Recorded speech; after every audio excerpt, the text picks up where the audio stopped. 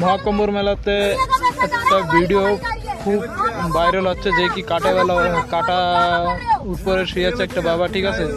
তো কিছু লোকের সেই জিনিসটা হজম হচ্ছে না, আর তার ভিতরে হাজার হাজার লোক দাঁড়ায় আছে, কিন্তু তারা কিছু করছে না। কেউ যার মতন পাচ্ছে সে দক্ষিণা দিয়ে চলে যাচ্ছে, কেউ 5-5 যেরকম পাচ্ছে, কিন্তু তার ভিতরে এক মোটি মাইয়ে, সে হয়তো জানি না কত দিয়েছে কিনা, হয়তো 2-5 টাকা দিয়ে থাকে কি কিছু করে থাকবে।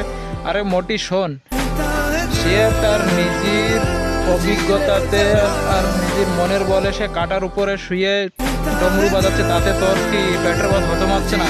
আর ওই যে এত হাজার লোক বসে আছে, তাকে কিছু করছে না, তারা আরো দক্ষিণা দিয়ে যাচ্ছে যার মতন যে পারতেছে। কিন্তু সেই লোকটা যে কাটাওয়ালা বাবা, সে তো কোনো মজবুরি হয়ে থাকবে যে যার জন্য ওই কাটার পরে শুয়ে কিছু টাকা যা পাচ্ছে কি তার পরিবার কিছু চালায় থাকবে, কিন্তু সেটাও তোর সহ্য আসছে না। আরে এত বড় মেলার ভিতরে তোর একারই বাইতে যাচ্ছে কি সেটি? হ্যাঁ, তুই পারলি তুই শুয়ে দেখা মোটি। তুই বাবারে কেন করতেছিস অত লোকের ভিতরে?